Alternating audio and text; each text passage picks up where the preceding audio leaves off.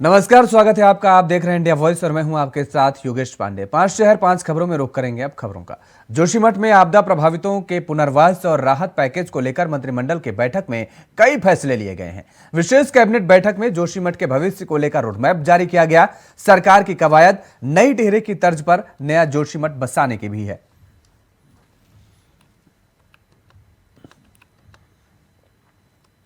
तो 4 से बढ़ाकर अब 5,000 रुपए भी किराया दिया जाएगा। जो लोग किराए में बाहर मकान ले रहे हैं और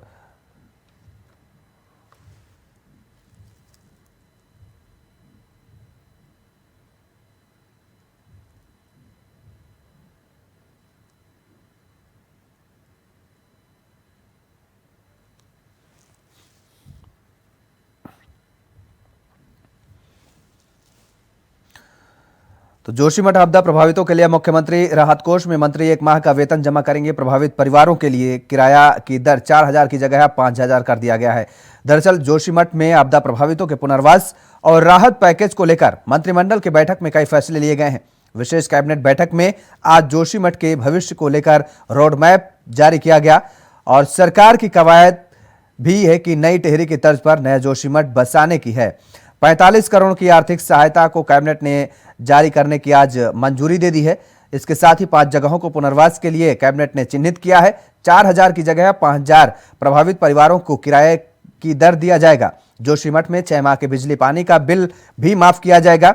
1,000 की किराया राशि कैबिनेट ने बढ़ाई है। कैबिनेट में मौजूद मंत्रियों ने 1 माह का वेतन मुख्यमंत्री राहत कोष में देने का फैसला भी किया है। जोशीमठ आपदा प्रभावितों के लिए मुख्यमंत्री राहत कोष में जमा करेंगे 1 माह का वेतन। ये सभी मंत्री राहत शिविर में रह रहे लोगों को 450 रुपए खाने के 1 दिन के लिए दिए जाएंगे। यदि कोई राहत शिविर के बजाय खुद से खाना बनाता है तो उसे 1 दिन के एक व्यक्ति के 450 रुपए खाने के दिए जाएंगे। ये बड़े फैसले लिए गए हैं। विस्थापन के लिए 15,000 रुपए प्रति पशु भी दिए जाएंगे। बड़े पशुओं के लिए 4 और 80 रुपए दिए जाएंगे। आपको बता दें कि छोटे पशुओं के लिए 40 रुपए दिए जाएंगे। नवंबर महीने से 6 महीने के लिए बिजली और पानी के लिए बिल भी माफ कर दिए जाएंगे। साल तक सहकारी बैंक से लिए गए लोन को अगले 1 साल तक ना भरने की छूट मिलेगी। इन लोगों को वाणिज्यिक व सरकारी बैंक की किस्त पर 1 साल तक रोक लगाने के लिए केंद्र सरकार से अनुरोध करेगी राज्य सरकार। ये कई बड़े फैसले हैं जो कि आज धामी सरकार ने लिए हैं और इसके साथ ही लोगों को वहां राहत देने का काम लगातार जारी है। मुख्यमंत्री पुष्कर सिंह धामी की अध्यक्षता में राज्य कैबिनेट की बैठक आज हुई सचिवालय में और इस बैठक में जोशीमठ आपदा को लेकर राज्य की कई अहम निर्णय लिए गए हैं। आपदा प्रभावितों के पुनर्वास और मुआवजे के संबंध में कैबिनेट ने आज मुहर लगाई है। तो वहीं कैबिनेट की बैठक के लिए सचिवालय पहुंचे मुख्यमंत्री पुष्कर सिंह धामी का कहना साफ तौर ये रहा कि प्रभावित क्षेत्र से प्रभावित लोगों को शिफ्ट कर रहे हैं और 90 के आसपास परिवारों को शिफ्ट किया जा चुका है और जहां जहां भी लोग। और इसी खबर पर ज्यादा जानकारी के साथ हमारे संवाददाता सौरभ भाटिया हमारे साथ सीधे लाइव जुड़े हुए हैं। सौरभ, क्या कुछ और अपडेट है? आज विशेष कैबिनेट की बैठक बुलाई गई धामी सरकार की तरफ से और उसमें तमाम सारे निर्णय लिए गए हैं। अपडेट क्या है आपके पास? देखिए, जोशीमठ मामले को लेकर लगातार जिस तरीके से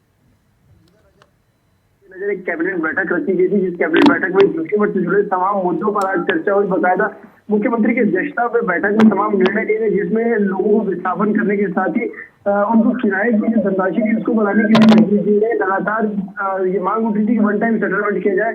इसको लेकर कोई ठोस पहल नहीं हो पाई, लेकिन सरकार के द्वारा जो निर्णय लिया गया उसमें जरूर कहा गया कि पहले असेसमेंट किया जाएगा और उसके बाद जो है लोगों को उसका लाभ दिया जाएगा। बकायदा इसको लेकर तैयारियां कर ली गई है। लगभग 15 दिन का समय जो है सरकार के द्वारा इसके लिए निर्धारित किया गया कि चिन्हित करने के बाद लोगों को जो सहायता राशि है वो पहुंचा दी जाएगी। जी बिल्कुल, 15 दिनों के बाद राहत राशि और मुआवजा देने की बात कही गई है और इसके साथ ही लोगों के शिफ्ट करने के सिलसिले को अगर हम जानना चाहें तो किस तरीके से सरकार की तरफ से प्रशासनिक अधिकारियों की तरफ से काम किया जा रहा है? देखिए, डीएम की अध्यक्षता में बकायदा एक कमेटी बनाई हुई है जिसमें जनप्रतिनिधियों को भी शामिल किया गया है। सबको एक साथ लेकर जो है कमेटियां काम कर रही हैं, जिससे लोगों को विस्थापित करने के साथ ही उचित मुआवजा भी मिल सके। इन तमाम चीजों को लेकर नीति निर्धारित कर दी गई है। आज कैबिनेट की बैठक में बकायदा मुख्य सचिव के द्वारा जो ब्रीफिंग की गई उसमें सीधे तौर पर बताया गया कि अधिकारियों को लोगों को साथ लेकर ही जो है तमाम नियम कानून बनाने के साथ ही लोगों को राहत शिविरों तक पहुंचाने का भी निर्णय लिया जाए, जिससे किसी प्रकार की किसी को कोई समस्या ना हो और कोई भी इसका विरोध ना कर पाए। लगातार लोग जो है विरोध कर रहे हैं। देखा जा रहा है कि विस्थापन के नाम पर लोगों को जो गुमराह करने की बात सामने आ रही थी, लेकिन अब जो किसी को गुमराह ना किया जाए, तमाम अधिकारी जो है तालमेल बना के रखें, जिससे किसी प्रकार की कोई अप्रिय घटना घटित ना हो और लोगों को उचित मुआवजा भी मिल सके और लोग जो है राहत शिविरों में सुरक्षित रह भी सकें। जी बिल्कुल, 2 होटलों को गिराने का जिक्र है, हालांकि लोगों का विरोध भी आया। क्या कुछ अपडेट है होटलों को लेकर? देखिए, होटलों को गिराने को लेकर पहले ही होटल स्वामी जो है लगातार विरोध करते रहे हैं। बाकायदा स्थानीय लोगों ने भी विरोध किया। उन्होंने सीधे तौर पे कहा जब तक सरकार जो सेटलमेंट पॉलिसी पर काम नहीं कर लेती तब तक जो होटलों को ना गिराया जाए, अन्यथा की स्थिति में उग्र आंदोलन किए जाएंगे। लगातार जो है लोग इस बात को भी कह रहे हैं कि सरकार जो है वन टाइम सेटलमेंट के नाम पर सिर्फ अभी कमेटियां बना रही है। अब तक जो है लोगों को मुआवजा मिल जाना चाहिए था। लोग जो है वहां से जाने के लिए भी तैयार थे, लेकिन अभी तक जो सेटलमेंट नहीं हो पाया, जिसके चलते अभी भी होटल जस के तस है और लगातार जो है इसका विरोध भी हो रहा है। जी 15 दिन का समय के लिए कहा गया है सरकार की तरफ से। सौरभ, क्या ये लगता है कि लोगों में जो आक्रोश दिख रहा है, ये 15 दिन का समय कहीं और देरी का कारण ना बन जाए? बिल्कुल, देखिए, क्योंकि लगातार जिस तरीके से जोशीमठ में दरारें बढ़ती चली जा रही हैं, लगातार जिसको लेकर चिंता व्यक्त हो रही है, एनटीपीसी से पहले ही काम को रोके जाने के निर्देश जारी किए गए हैं। अब जो है लोगों के सामने 15 दिन का समय काफी बड़ा जो है समय होगा, लिहाजा सरकार को इस ओर विशेष ध्यान देने की जरूरत है, जिससे जो है लोग विरोध ना करें और लोगों को बेहतर तरीके से सुरक्षित स्थानों पर ले जाया जा सके। क्योंकि अभी तक असेसमेंट का काम पूरा नहीं हुआ, सिर्फ जो है कागजों में असेसमेंट की बात कही जा रही है, लेकिन धरातल पर अभी तक लोगों के सामने असेसमेंट नहीं हुआ है, जिसके चलते लोग नाराज हैं और लोग मांग कर रहे हैं कि पहले असेसमेंट कर दिया जाए, जिससे लोगों को समय रहते राहत और मुआवजा मिल सके। जी बहुत धन्यवाद तमाम सारी जानकारी देने के लिए। सौरभ हमारे संवाददाता हमारे साथ जुड़े हुए थे, जिन्होंने बताया किस तरीके से सरकार की तरफ से लगातार ये कवायद की जा रही है कि लोगों को वहाँ सावधानी पूर्वक शिफ्टिंग कराई जा सके और जिन लोगों का मुआवजा है वो मुआवजे का आकलन किया जाएगा और 15 दिनों के अंदर ही उन्हें मुआवजा भी उपलब्ध कराया जाएगा। उधर दिल्ली के कंझावाला में हुए अंजलि एक्सीडेंट केस के आरोपियों पर हत्या की धारा लगाई जाएगी। गृह मंत्रालय ने शुक्रवार को दिल्ली पुलिस को इस केस में 302 की धारा जोड़ने का निर्देश दिए हैं। इसके साथ ही पुलिस की 3 पीसीआर वैन और 2 पिकेट में ड्यूटी पर तैनात 11 कर्मचारियों को निलंबित कर दिया गया। मंत्रालय ने दिल्ली के डीसीपी हरेंद्र कुमार को जांच में ढील बरतने के लिए कारण बताओ नोटिस जारी किया है। बता दें कि हरेंद्र कुमार ने कहा था कि यह मामला हत्या नहीं बल्कि हादसे का है। दिल्ली पुलिस की वरिष्ठ अधिकारी शालिनी सिंह ने गृह मंत्रालय को मामले की जांच रिपोर्ट सौंपी। इसके बाद मंत्रालय ने पुलिस को ये निर्देश दिए हैं। इसी खबर पर ज्यादा जानकारी के साथ हमारे संवाददाता नितिन चौधरी हमारे साथ सीधे लाइव जुड़े हुए हैं। नितिन, अब गृह मंत्रालय ने जिस तरीके से कार्रवाई करते हुए 11 पुलिसकर्मियों पर कार्रवाई की है, इसके साथ ही डीसीपी को नोटिस जारी किया है, क्या कुछ अपडेट है? जी देखिए योगेश, बिल्कुल कांझा वाले मामले में जो एक बड़ी कार्रवाई यहाँ पर की गई है। जिस तरीके से गृह मंत्रालय से जो है रिपोर्ट सौंपी थी, तो उसमें जो है 11 पुलिसकर्मियों को जो है सस्पेंड कर निलंबित कर दिया गया है। वहीं 4 हेड कांस्टेबल हैं और 6 जो हैं, एक जो है कांस्टेबल और 5 जो है सिर्फ उसमें जो है वो इंस्पेक्टर बताए जा रहे हैं। जिस तरीके से जो पीसीआर वैन वहाँ पर तैनात थी कि आखिरकार कौन ही पीसीआर वैन, 3 पीसीआर वैन में तैनात थे, तो जो सभी कांस्टेबल और जो पुलिसकर्मी 11 जो है उनको सस्पेंड कर दिया गया। और ये भी कहा जा रहा है कि इस तरीके से जो है लापरवाही सामने देखने को मिली कांझा वाले मामले में, तो उसको देखते हुए गृह मंत्रालय ने जो है डीसीपी को भी जो है तलब किया था। तलब करने के बाद उसने जो है तमाम उसको मुद्दे उठाए थे कि आखिरकार किस तरीके से जो लापरवाही सामने आई है पुलिस की। जी बिल्कुल, कई सवाल उठ रहे हैं, लेकिन डीसीपी की तरफ से जो दरअसल बताया गया था कि ये एक मर्डर नहीं हादसा है और अब नोटिस जारी किया गया है, तो कितने दिनों का समय दिया गया है, कितने दिनों के अंदर जवाब देना है डीसीपी को? जी देखिए, बिल्कुल जिस तरीके से डीसीपी ने जो है इसमें जो है गलत तरीके से मामले को उठाया कि वो हत्या बताई जा रही थी, लेकिन उसके बाद में जो है पुलिस पे जो है आरोप लगाते हुए गृह मंत्रालय ने जो है नोटिस जारी कर दिया है डीसीपी को और इसमें कहा है कि जल्दी इसमें जो है जवाब दिया जाए। तलब किया गया है, उनको तलब करने का जो मामला था, तो जिस तरीके से उन्होंने हत्या का आरोप लगाया था, लेकिन उसमें जो है मर्डर की बात यहाँ पर आई थी, तो मर्डर के बाद उसमें जो डीसीपी को तलब किया गया। तलब करने के बाद ही जो उनसे रिपोर्ट मांगी गई है कि आखिरकार जल्दी से जल्दी गृह मंत्रालय को इसकी रिपोर्ट सौंपी जाएगी। और साथ जैसे ये रिपोर्ट आज सौंपी गई, तो उसने शालिनी सिंह जो है कमिश्नर जो है उनके गृह मंत्रालय को रिपोर्ट सौंपी और उसके बाद ही जैसे उन्होंने रिपोर्ट सौंपने के बाद ही तुरंत एकदम एक्शन में जो है गृह मंत्रालय आया था। तो गृह मंत्रालय ने आज 11 पुलिसकर्मियों को सस्पेंड कर दिया है। बिल्कुल, 11 पुलिसकर्मियों को सस्पेंड किया गया है। डीसीपी से कारण बताओ नोटिस जारी किया गया है। लेकिन इसके साथ ही नितिन, एक बड़ा सवाल और यही भी उठता है कि जिस तरीके से पुलिस कर्मियों के हिला हवाली देखने को मिली थी, अगर हम पुलिस व्यवस्था का जिक्र करें, एक्टिव पुलिस का जिक्र करें, देश की सबसे सक्रिय पुलिस दिल्ली पुलिस मानी जाती है। ऐसे में दिल्ली में लगातार इस तरीके की घटनाएं घट रही हैं, तो सवाल अब दिल्ली पुलिस पर एक नहीं अनेकों खड़े हो रहे हैं। ये देखिए योगेश, बिल्कुल जिस तरीके से दिल्ली पुलिस को एक बड़ी कार्रवाई करने वाली पुलिस मानी जाती है, एक देश की बड़ी पुलिस मानी जाती है, लेकिन अब जो है वो दिल्ली पुलिस खुद सवालों के घेरों में खड़ी हो रही है। जिस तरीके से अभी काफ़ी मामले सामने आते हैं, हत्या का मामला हो या किसी चीज़ दूसरा एक्सीडेंट का मामला हो, लेकिन पुलिस जो है मामलों को छुपाने की कोशिश करती है।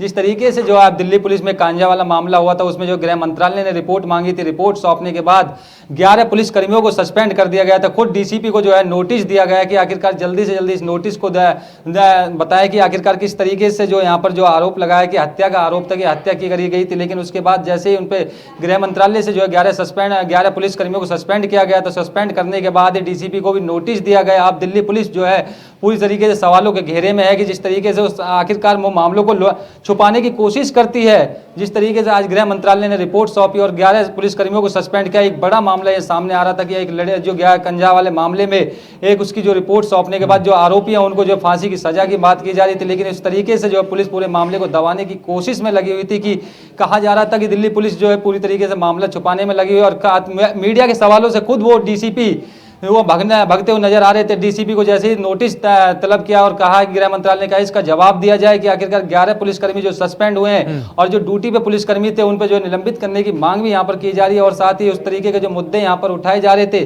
तमाम पार्टियां वहाँ पर जो है राजनीति करने लग गई थी। आम आदमी पार्टी खुद प्रदर्शन कर रही थी अलग अलग जाके जगह पर, क्या कि जिस तरीके से लड़की की हत्या हुई है उस अंजलि की, तो उसको देखते हुए यहाँ पर मुआवजे की मांग भी यहाँ पर कर रहे थे उसके परिवार वालों को। जिस तरीके से अरविंद केजरीवाल ने एक नौकरी देने की बात की और 10 लाख रुपए का भी उसको दिया गया।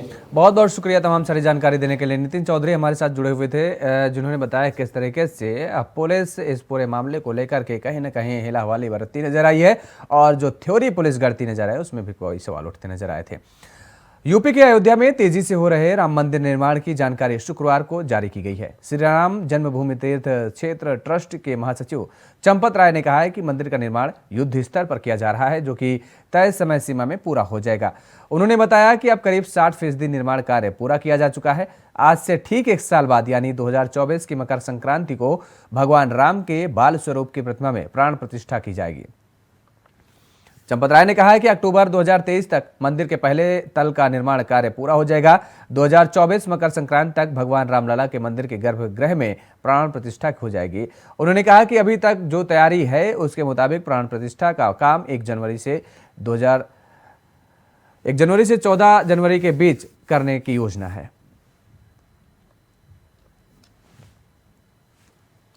और इसी खबर पर ज्यादा जानकारी के साथ हमारे संवाददाता अभिनव आनंद सीधे अयोध्या से जुड़े हुए हैं। अभिनव आनंद, जिस तरीके से ये बड़ा दावा किया जा रहा है और जो तस्वीरें हमें दिख रही हैं कि आप जीरो ग्राउंड पर मौजूद हैं जहां पर भव्य राम मंदिर का निर्माण किया जा रहा है, दर्शकों को आप वो तस्वीरें भी कुछ दिखाइए जहां पर ये तेजी से काम चल रहा है और बताइए कि कितनी तेजी से काम चल रहा है। और ये कहा जा रहा है जो कि 14 जनवरी 2024 को प्राण प्रतिष्ठा की जाएगी, उसकी भी जानकारी दीजिए दर्शकों को।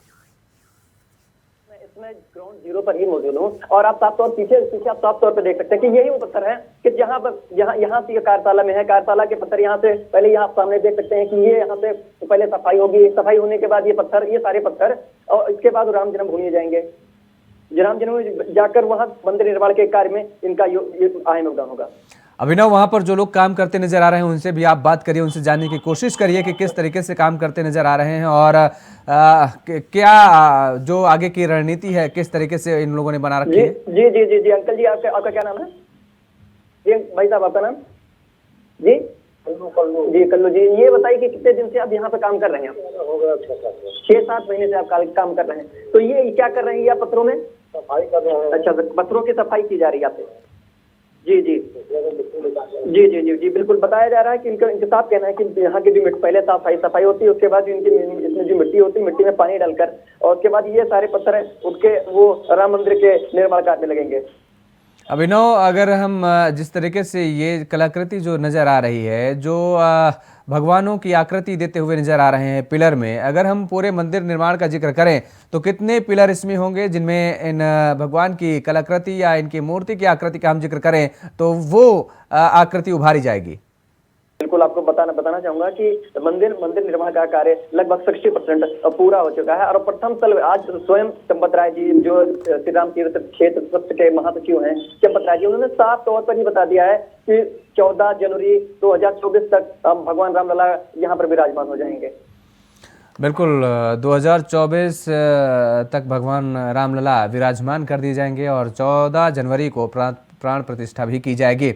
अभिनव, जिस तरीके से आप तस्वीरें दिखा रहे हैं, साफ तौर पर इस बात का आकलन किया जा सकता है और देखा जा सकता है कि काम बेहद ही तेजी से हो रहा है और वहां पर किस तरीके के तेजी से काम चल रहे हैं उसको लेकर के दर्शकों तक अगर कुछ और तस्वीरें आप पहुंचा पाएं और कुछ जानकारी दे पाएं तो। जी बिल्कुल आप दिखाना चाहेंगे सर कि यह जो मंदिर निर्माण का कार्य इतना मतलब राम भक्त इतने उत्साहित है कि सोच रहे हैं जितना जितनी जल्दी बन जाए और भव्य निर्माण का मंदिर बनने के बाद लोग दर्शन कर सकें। और आपको पीछे तो साफ तौर पर ये सब सारे पत्थर देख ही रहे होंगे आप, कैमरे के माध्यम से हम दिखाना भी जा रहे हैं कि ये सारे पत्थर, जितने पत्थर आपको दिख रहे हैं यहाँ पे। अभिनव, यदि आप वो तस्वीरें दिखा पाए जहां पर पहले फ्लोर का जो काम हो रहा है, बताया जा रहा है कि पहले तल का काम पूरा हो जाएगा और दूसरे तल का काम जारी किया जाएगा, अगर वो तस्वीरें भी दर्शकों तक पहुंचा सकें तो। जी मैं इस समय तो सर मैं ग्राउंड जीरो पर ही हूँ और ऐसे में यही सारे पत्थर हैं कि जो लगेंगे वहां पर, इसमें कार्यशाला में ही मौजूद हैं। जी बिल्कुल, तो ये तस्वीरें जो हैं, ये सीधी तस्वीरें हम आप तक पहुंचा रहे हैं अयोध्या से, जहां पर भव्य राम मंदिर का निर्माण किया जा रहा है और ये कहा जा रहा है कि दरअसल 2024 में भव्य राम मंदिर बनकर के तैयार हो जाएगा, लोगों के लिए खोल दिया जाएगा और यहां पर 14 जनवरी 2024 को रामलला की मूर्ति में प्राण प्रतिष्ठा की जाएगी, गर्भगृह में प्राण प्रतिष्ठा की जाएगी। अभिनव आनंद, बहुत बहुत शुक्रिया तमाम सारी जानकारी देने के लिए, हमारे साथ जुड़ने के लिए। तो ये तस्वीरें हमने आपको दिखाई जिसमें कहा जा रहा है कि दरअसल, और इस बात की जानकारी चंपत राय ने खुद दी है आज मीडिया के सामने आकर के। उन्होंने कहा है कि जल्द ही राम मंदिर का निर्माण कार्य पूरा हो जाएगा।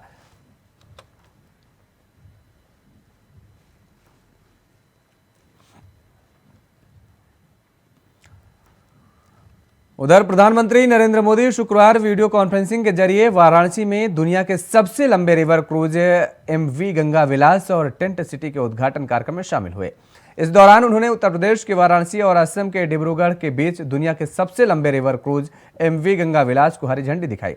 इसके बाद प्रधानमंत्री ने हल्दिया मल्टी मॉडल टर्मिनल और उत्तर प्रदेश और बिहार की सामुदायिक जेटी का उद्घाटन किया। इसके साथ ही उन्होंने गुवाहाटी में पांडु टर्मिनल में एक जहाज मरम्मत सुविधा और एक एलिवेटेड रोड का लोकार्पण किया। एमवी गंगा विलास क्रूज शिप का शुभारंभ करने के बाद पीएम मोदी ने कहा कि ये क्रूज जहां से भी गुजरेगा वहां पर विकास की नई लाइट तैयार करेगा। क्रूज टूरिज्म के लिए ऐसी ही व्यवस्थाएं हम देश भर के नदी जल मार्गों में तैयार कर रहे हैं।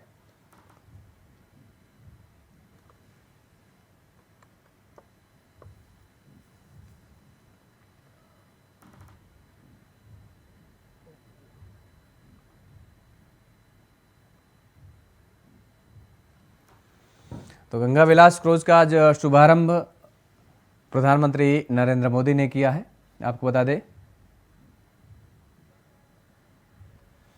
और इसी खबर पर ज्यादा जानकारी के साथ हमारे संवाददाता प्रियम पाठक हमारे साथ सीधे लाइव जुड़े हुए हैं। प्रियम, आज प्रधानमंत्री नरेंद्र मोदी ने गंगा विलास क्रूज का शुभारंभ किया, क्या कुछ और जानकारी है आपके पास? बिल्कुल, देखिए आज देश को सबसे लंबा रिवर क्रूज की सौगात जो है वो मिली है। वाराणसी में आज प्रधानमंत्री नरेंद्र मोदी ने वीडियो कॉन्फ्रेंसिंग के माध्यम से हरी झंडी दिखाकर इस क्रूज को जो है वो रवाना किया। 31 सैलानियों के साथ में ये क्रूज जो है वो रवाना हुआ। अत्याधुनिक सुविधाओं से लैस ये क्रूज है जिसमें सभी 5 स्टार से बेहतर सुविधाएं कह सकते हैं। इस क्रूज के अंदर जो लोग यात्रा करेंगे 51 दिन के सफर का पूरा ये रोड मैप जो है वो तैयार हुआ है और उसमें 51 दिन का ये सफर होगा और उसको लेकर सभी तैयारियां जो है वो पूरी की जा चुकी थी और आज उस रिवर क्रूज को जो है वो प्रधानमंत्री ने रवाना किया और इस दौरान 31 जो उसमें सवारी थी वो उनके साथ में अब ये 51 दिन के सफर पर आज रवाना हो गया है। अत्याधुनिक सुविधाओं के साथ लैस है। प्रधानमंत्री ने कहा कि एक देश के नए इबारत को गढ़ने जा रहा है। पर्यटन के क्षेत्र में एक बड़ा जो है कदम ये कहीं ना कहीं साबित होगा। खुद मुख्यमंत्री योगी आदित्यनाथ भी इस सेरेमनी में कार्यक्रम के दौरान मौजूद थे और उनके साथ में अन्य वो राज्य जहां से होकर ये क्रूज जो है वो गुजरेगा उन राज्यों के भी मुख्यमंत्री जो थे वो मौजूद थे। बिहार से भी उप मुख्यमंत्री जो थे वो इस कार्यक्रम में मौजूद रहे। तो कहीं ना कहीं पूरी तरह सभी ने कहा कि जिस तरह से इसकी शुरुआत हो रही है और जलमार्ग पर विशेष तौर पर फोकस, क्योंकि जलमार्ग जो है वो सबसे सस्ता जो है वो मार्ग पड़ता है, ट्रांसपोर्टेशन उससे सस्ता पड़ता है। तो उसको लेकर लगातार सरकार प्रयासरत कर रही है और उसी के चलते आप ये पर्यटन के क्षेत्र के लिहाज से काफी महत्वपूर्ण है। जो 51 दिन की यात्रा होगी उसमें वो गंगा के किनारे के उन क्षेत्रों का दीदार कराया जाएगा जो अपने आप में ऐतिहासिक है, पौराणिक है। तो कहीं ना कहीं इन सभी चीजों से एक तरफ जहां पर्यटन को बढ़ावा मिलेगा, लोगों के अंदर भारत की जो संस्कृति रही है, भारत की जो इतिहास रहा है, उससे भी रूबरू होने का मौका मिलेगा। तो इन सभी चीजों का कहीं ना कहीं जिक्र किया गया और पूरी तरह से कहा गया कि ये लगातार इसको लेकर लोग जो हैं वो अभी से ही काफी उत्साहित हैं और बड़ी संख्या में एक वेटिंग लिस्ट जो है इस पर जाने वालों की जो है वो तैयार हुई। तो कहीं ना कहीं इन सभी चीजों को लेकर पूरा रहा और खुद प्रधानमंत्री ने भी जो है कहा कि ये किस तरीके से अब जो है वाराणसी को लेकर और इसके अलावा देश के अंदर किस तरीके से आधुनिकताओं को जो है विकास की गति दी जा रही है और किस तरीके से लगातार विकास के क्षेत्र में देश के अंदर काम हो रहे हैं। बिल्कुल प्रियम, ये भी कहा जा सकता है कि इस क्रूज को लेकर के कि स्वदेशी मॉडल की एक ये मिसाल है के तौर पर हम इसको पेश कर सकते हैं। बिल्कुल योगेश, देखिए एक बड़े विकास के मॉडल के तौर पर इसको कह सकते हैं। 5 स्टार होटल से बेहतरीन सुविधाएं इसके अंदर है, स्पा है, जिम है, लाइब्रेरी है, लेक्चर हॉल है। तो सभी वो सुविधाएं जो आपको एक 5 स्टार होटल में मिलती हैं, कह सकते हैं उससे ज्यादा ही सुविधाएं इस क्रूज के अंदर आपको मिलेगी। एक बड़ा उसमें जो स्टाफ है वो भी रहेगा, क्रू मेंबर का जो स्टाफ है 40 क्रू मेंबर के स्टाफ रहेंगे जो कहीं ना कहीं उस पर यात्रा करने वाले यात्रियों की सुविधाओं का ध्यान रखेंगे। तो इस तरह से पूरा कह सकते हैं व्यवस्थाएं की गई हैं और पूरा अत्याधुनिक मॉडल के साथ में अत्याधुनिक तकनीकें जो हैं वो इसके अंदर प्रयोग करी गई हैं ताकि जो देश का सबसे बड़ा रिवर क्रूज है वो सबसे आधुनिक भी हो। तो इसका भी पूरी तरीके से इस बात में ध्यान रखा गया है। बहुत बहुत शुक्रिया तमाम सारी जानकारी देने के लिए। प्रियम पाठक हमारे संवाददाता हमारे साथ जुड़े हुए थे जिन्होंने बताया किस तरीके से इस क्रूज में जो लोगों को सुविधाएं मुहैया होंगी वो सुविधाएं मुहैया कराई जाएंगी। अत्याधुनिक टेक्नोलॉजी का इसमें उपयोग किया गया है। वहीं संसद का बजट सत्र 31 जनवरी से शुरू होगा। यह सत्र 6 अप्रैल 2023 तक चलेगा। सत्र की शुरुआत लोकसभा और राज्यसभा के संयुक्त सत्र से होगी। इस दौरान राष्ट्रपति द्रौपदी मुर्मू दोनों सदनों को संबोधित भी करेंगे। बजट सत्र के दौरान वित्त मंत्री निर्मला सीतारमण 1 फरवरी 2023 को बजट पेश करेंगी। केंद्रीय संसदीय कार्य मंत्री प्रहलाद जोशी ने शुक्रवार को ट्वीट कर कहा है, संसद का बजट सत्र 31 जनवरी से शुरू होगा और सामान्य अवकाश के साथ 66 दिनों में 27 बैठकों के साथ 6 अप्रैल तक चलेगा। अमृतकाल के बीच राष्ट्रपति के अभिभाषण पर धन्यवाद प्रस्ताव, केंद्रीय बजट और अन्य मदों पर चर्चा के लिए उत्सुक हूं। उन्होंने बताया कि बजट सत्र 2023 के दौरान अवकाश 14 फरवरी से 12 मार्च तक रहेगा ताकि विभाग संबंधित संसदीय स्थायी समितियां अनुदान मांगों की जांच कर सकें और अपने मंत्रालयों और विभागों से संबंधित रिपोर्ट तैयार कर सकें।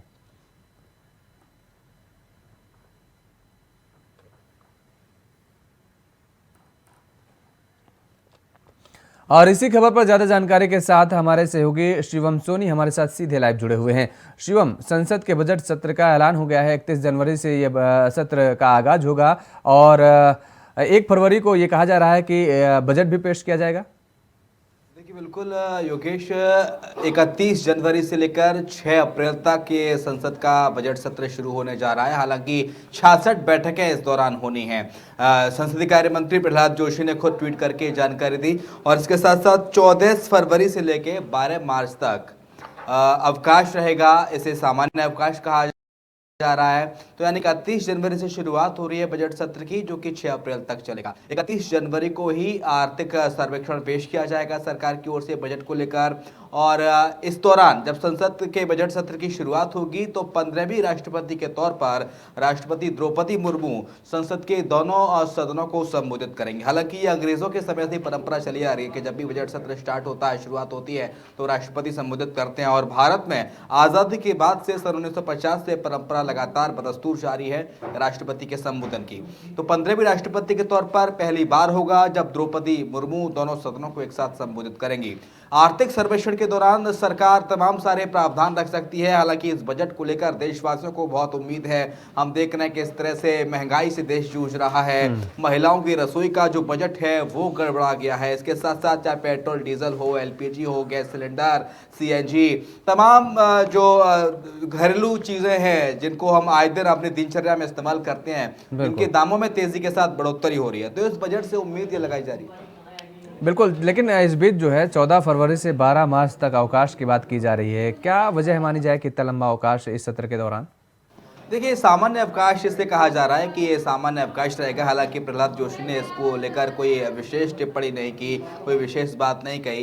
ये 14 तारीख से लेकर ये अवकाश शुरू होगा और 12 तारीख तक चलेगा, 14 फरवरी से 12 मार्च तक। तो ये सामान्य अवकाश कहा जा रहा है। बजट पेश हो जाएगा। हालांकि जब हमने देखा, जब 2021-22 का बजट पेश किया, वित्त मंत्री निर्मला सीतारमण ने 2022 का बजट पेश किया, तो एक डिजिटल टेक्नोलॉजी को बढ़ावा देने के लिए वो टैबलेट लेके आई थी।